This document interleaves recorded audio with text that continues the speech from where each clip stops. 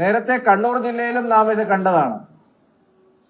ആകാശ് തില്ലങ്കേരിമാരും ആയങ്കിമാരും എല്ലാം ചേർന്ന് അവിടെ നടത്തിക്കൊണ്ടിരിക്കുന്ന സ്വർണ്ണക്കള്ളക്കടത്തും കൊട്ടേഷൻ സംഘങ്ങളുടെ പ്രവർത്തനവും പാർട്ടിയിലേക്കുള്ള തർക്കമായി മാറിയത് കൊള്ള മുതൽ പങ്കുവയ്ക്കുന്നതിലെ തർക്കമാണ്.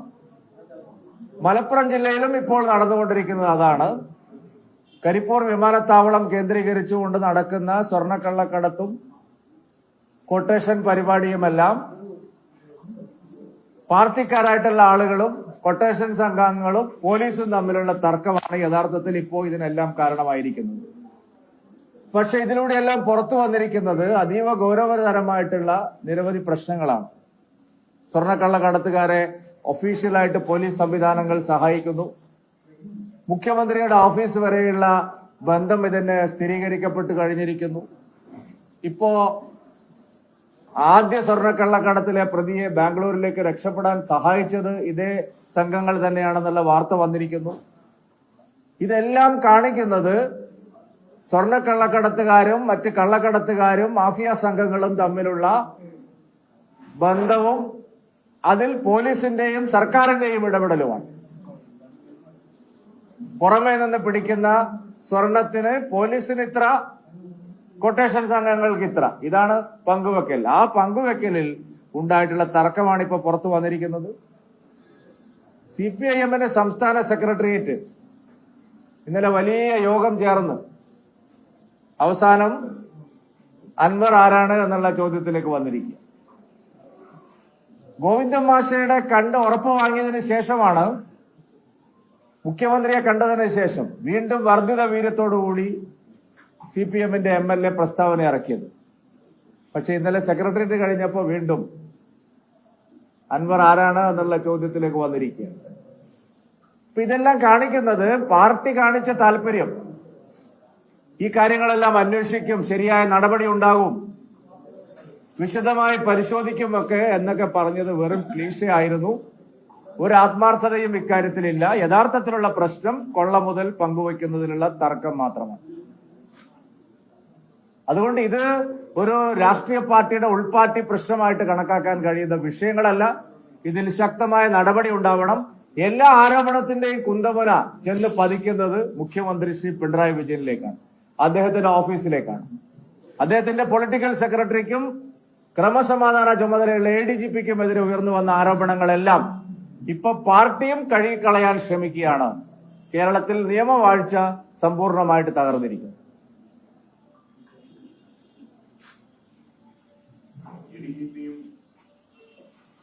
നേതാക്കൾ കൂടിക്കാഴ്ച നടത്തിയാണ് തൃശൂർ പൂരം അട്ടിമറിച്ചത്. അങ്ങനെയാണ് തൃശൂരിൽ BJP ജയിച്ചത്. കുറെ ഗുരുതരമായ ആരോപണങ്ങളുണ്ടായി. കൂടിക്കാഴ്ച നടത്തിയത് ഞാൻ പറഞ്ഞല്ലോ, VD സതീശന്റേത് ഒരു ഉണ്ടയില്ല വെടി തന്നെയാണ്. VD സതീശൻ കഴിഞ്ഞ ദിവസം പറഞ്ഞത് ഒരു ഉണ്ടയില്ല വെടി തന്നെയാണ്. നോക്കൂ നിങ്ങൾ, 2023 മെയ്യിലാണ് ഈ പറയപ്പെടുന്ന കൂടിക്കാഴ്ച തൃശൂരിൽ നടന്നത്. 2023 മെയ് മാസം ദത്താത്രേയ ഹൊസബാളയും ADGPയുമായി ചേർന്ന് 2024 ഏപ്രിൽ മാസത്തിലെ പൂരം അലങ്കോലമാക്കി. സതീശന് തലക്കോളമുണ്ട്. 2023 മെയ് മാസത്തിൽ ദത്താത്രേയ ഹൊസബാളയെ കണ്ട് 24 ഏപ്രിൽ മാസം നടക്കുന്ന പൂരം അട്ടിമറിക്കാൻ തീരുമാനമെടുത്തു. ഭയങ്കരമായ ആളാണ് സതീശ്. നിങ്ങള് ഭയങ്കരമായ ആളാണ് സതീശന്. ഞാൻ ചോദിക്കട്ടെ, എന്ത് ലോജിക്കാണ് ഇതിലുള്ളത്? പൂരം കൊണ്ടാണ് മുരളീധരൻ പരാജയപ്പെട്ടു എന്നാണ്. 3-ാം സ്ഥാനത്താണ് സതീശ. ദയനീയമായിട്ട് മുരളീധരൻ. VS സുനിൽകുമാർ പറഞ്ഞാൽ അതിലൊരു ലോജിക്കുണ്ട്. സതീശൻ പറയുന്നത് 1.5 ലക്ഷം വോട്ടിന്റെ ഇതില് 3-ാം സ്ഥാനത്തിരിക്കുന്ന മുരളീധരൻ പൂരം അങ്ങനെ വന്നില്ലായിരുന്നെങ്കിൽ ജയിച്ചു പോയി എന്ന് പറഞ്ഞാൽ ഈ VD സതീശൻ ആളുകളെ വിഡ്ഢികളാക്കുകയാണ്. യഥാർത്ഥ പ്രശ്നങ്ങളിൽ നിന്ന് ശ്രദ്ധ തിരിച്ചുവിടുകയാണ്. 2023 കൂടിക്കാഴ്ച നടത്തിയത് 2024 ഏപ്രിലെ പൂരവുമായി ബന്ധപ്പെടുത്താൻ മാത്രം. എന്ത് അവിവേകമാണ് മിസ്റ്റർ VD സതീശൻ നിങ്ങൾ കാണിക്കുന്നത്? ഉണ്ടയില്ല വെടിയാണ് VD സതീശൻ പറഞ്ഞത്. ഞാൻ അന്നും പറഞ്ഞു, ഈ ഏപ്രിൽ മാസത്തിലെ പൂരവുമായിട്ട് ഈ തരത്തിലുള്ള ഒരു ചർച്ചയും എവിടെ നടന്നിട്ടില്ല. പിന്നെ പൂരം അലങ്കോലമാക്കാനൊക്കെ RSSന്റെ സർക്കാർ വാഹന കൂടിക്കാഴ്ച നടത്തിയിട്ട് വേണം. എന്ത് ലോജിക്കാണ് ഇതിലുള്ളത്? ഞാൻ പറഞ്ഞല്ലോ, നിങ്ങള് ദത്താത്രേയ ഹോസബാളെ തൃശൂരിൽ വിവേകോദയം ഹൈസ്കൂളിൽ RSSന്റെ ദ്വിതീയ വർഷ സംഘശിക്ഷാ വർഗിൽ വന്നത് 2023 മെയ് മാസത്തിലാണ്.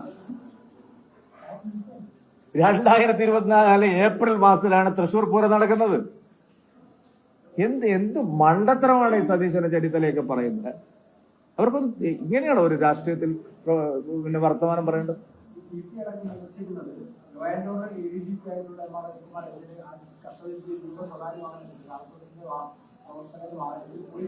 അല്ല, അത് CPI-ക്കാര് പറയുന്നതിന് ഇത് ഞാൻ ചോദിക്കട്ടെ, ഇത് ഞങ്ങൾ എന്ത് മറുപടി പറയാനാണ് ഇതിന് മറുപടി പറയേണ്ടത് പിണറായി വിജയന്റെ സർക്കാരോ അല്ലേ? CPI പറയുന്നതിന് ഒരു കടലാസിന്റെ വില പിണറായി വിജയൻ ഏതെങ്കിലും കാലത്ത് കൽപ്പിച്ചിട്ടുണ്ടോ? CPI എന്ന് പറഞ്ഞാൽ ഒരു കടലാസ് പുലിയാണ്. പ്രത്യേകിച്ചും ഈ ബിനോയ് വിശ്വം സെക്രട്ടറി ആയതിനു ശേഷം ഒരു നട്ടലില്ലാത്ത പാർട്ടിയാണ് CPI. CPIക്ക് ഒരു അഭിപ്രായമില്ല. അധികാരത്തിലെ പങ്കുവെക്കലിൽ അവരും നല്ല കളിയാണ് കളിക്കുന്നത്. CPI എന്ന് പറയുന്ന പാർട്ടിക്ക് ഒരു നിലവാരവും ഇല്ലാത്ത പാർട്ടിയാണ്. അവർ വെറുതെ ഇങ്ങനെ പറഞ്ഞുകൊണ്ടത്. VS സുനിൽകുമാർ പറഞ്ഞിട്ട് എന്താ കാര്യം?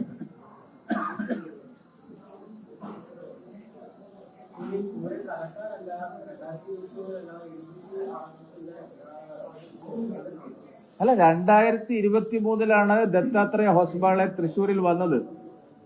VD സതീശൻ പറഞ്ഞതല്ല. നിങ്ങൾ എന്തിനാണ് തൊണ്ട തൊടാതെ വീഴുന്നത്? നിങ്ങളുടെ കയ്യിലുണ്ടല്ലോ ബൈറ്റ്. VD സതീശൻ പറഞ്ഞത് തൃശൂർ പൂരം അലങ്കോലമാക്കാൻ RSS സർക്കാർ വാഹ് ദത്താത്രേയ ഹോസ്ബാളയും ADGP അജിത് കുമാറും തമ്മിൽ തൃശൂരിൽ ചർച്ച നടത്തി. എന്റെ കയ്യിൽ തെളിവുണ്ടെന്നാണ്. ഞാൻ അപ്പോഴേ പറഞ്ഞു ഉണ്ടയില്ല വെടിയാണ്. കാരണം 2024 ഏപ്രിൽ മാസത്തിൽ തൃശൂരിലോ കേരളത്തിലോ ദത്താത്രേയ ഹോസ്ബാളെ വന്നിട്ടില്ല. ഈ കാലയളവിൽ 2023 സന്ദർശനത്തെ കുറിച്ചാണ് പറയുന്നത്. പൂരം കലക്കാൻ ശ്രമിച്ചു. അതുകൊണ്ട് അത് ഉണ്ടയില്ല വെടിയല്ലാതെ വേറെ എന്താണ്?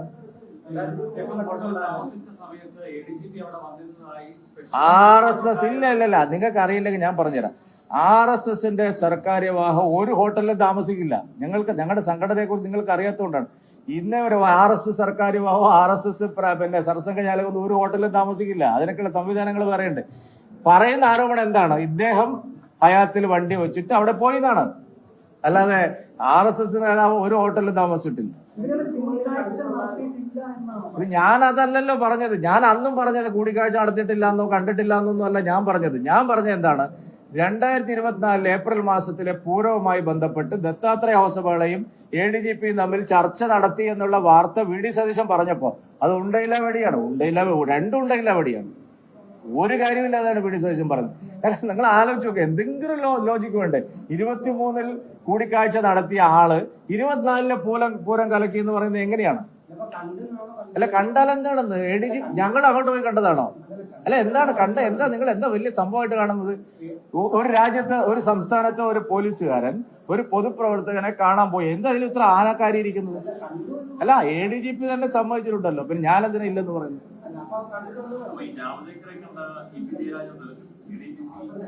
അല്ല, നിങ്ങൾ എന്തിനാണ് എന്നോട് ചോദിക്കുന്നത്? പിണറായി വിജയനാണല്ലോ പറയേണ്ടത് എന്തിനാണ് കണ്ടത്.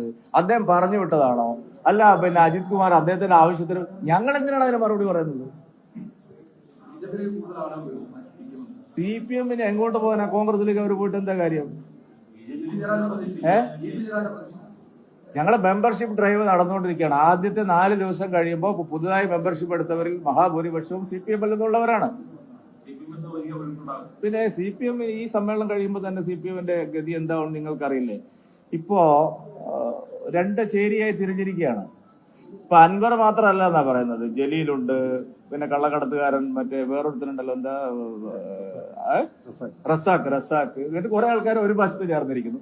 കണ്ണൂർ ഭാഗത്തേക്ക് നോക്കുകയാണെങ്കിൽ അർജുനായങ്കി, ആകാശ് തില്ലങ്കേരി, മറ്റേ കൊട്ടേഷൻസ് അംഗങ്ങളെല്ലാം. ഇപ്പൊ വേറെ ഒരുത്തം വന്നിരിക്കുന്നത് സരിത്തിന്റെ കമ്പനി. ഇന്നലെ മറ്റേ പുതിയ പിണറായി വിജയന്റെ സ്വന്തം ആള് സ്വർണ്ണ കള്ളക്കടത്തിൽ അന്ന് സഹായിച്ച ആൾക്കാരൊക്കെ വേറൊരു കമ്പനി വേറെ വന്നിരിക്കുന്നു. മാഫിയ സംഘങ്ങൾ തമ്മിൽ ഇങ്ങനെ കമ്പാർട്ട്മെന്റ് ആയിട്ട് തമ്മിലടിക്കുകയാണ്. ആ പാർട്ടിയിൽ ആർക്കെങ്കിലും ഇനി അന്തസ്സോടെ പ്രവർത്തിക്കാൻ കഴിയുമോ?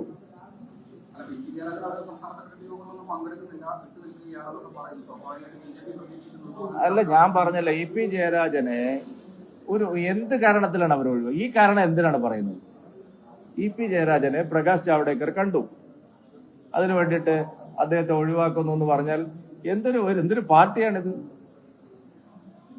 അപ്പൊ ഇ പി ജയരാജനെ ഒഴിവാക്കേണ്ടത് വേറെ ആവശ്യമായിരുന്നു. അപ്പൊ ഇതിനെ ഉപയോഗിച്ചു എന്ന് മാത്രമേ ഉള്ളൂ.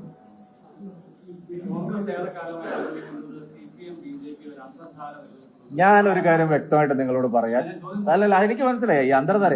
കോൺഗ്രസിനെ ജയിപ്പിക്കാനല്ല ഞങ്ങൾ ഇവിടെ ഇരിക്കുന്നത്. ഞങ്ങൾക്ക് ജയിച്ച് അധികാരത്തിൽ വരാനാണ്. അങ്ങനെ ഒരു ധാരണ വി ഡി സതീശനോ ചെന്നിത്തലയ്ക്കോ ഉണ്ടെങ്കിൽ അതങ്ങ് വാങ്ങി വെച്ചാൽ മതി. കോൺഗ്രസിനെ അധികാരത്തിൽ തിരിച്ചു കൊണ്ടുവരാൻ വേണ്ടിയിട്ടല്ല ബി ജെ പി ഇവിടെ പ്രവർത്തിക്കുന്നത്. ബി ജെ പി ഇവിടെ പ്രവർത്തിക്കുന്നത് പിണറായി വിജയനെയും CPM-നെയും പരാജയപ്പെടുത്തി ഞങ്ങൾക്ക് അധികാരത്തിൽ വരാൻ തന്നെയാണ്. അതുകൊണ്ട് ഒരു ആനുകൂല്യവും കോൺഗ്രസ് പ്രതീക്ഷിക്കേണ്ട. കോൺഗ്രസ് നടത്തുന്ന വ്യാജ പ്രചരണങ്ങൾക്ക് ഒരാനുകൂല്യവും BJP-യിൽ നിന്ന് ഞങ്ങളൊക്കെ ഉള്ളിടത്തോളം കാലം നിങ്ങൾ പ്രതീക്ഷിക്കേണ്ട. ഇത് 91 അതൊന്നുമല്ല. അതുകൊണ്ട് ആ ഒരു കട്ടിൽ കണ്ടിട്ട് പനിക്കേണ്ട. കോൺഗ്രസും CPM-ഉം ഒരേ കള്ള നാണയത്തിന്റെ രണ്ട് വശങ്ങൾ തന്നെയാണ്. ഞങ്ങൾ CPM-നോട് ആശയപരമായ യുദ്ധം ചെയ്ത് ഇത്രയും കാലം പ്രവർത്തിച്ചു. CPM-നെ പരാജയപ്പെടുത്തി കേരളവും പിടിക്കുക എന്നുള്ളത് തന്നെയാണ് ഞങ്ങളുടെ ലക്ഷ്യം.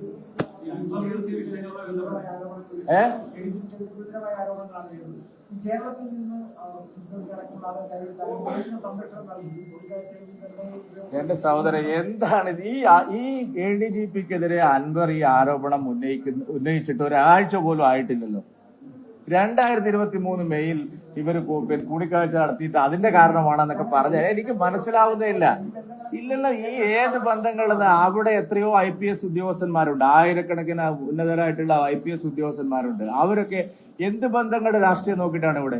ഞങ്ങൾക്ക് എന്താ ഇതിന്റെ ആവശ്യമുള്ളത്? എന്ത് കാര്യത്തിന് വേണ്ടിയിട്ടാണ്?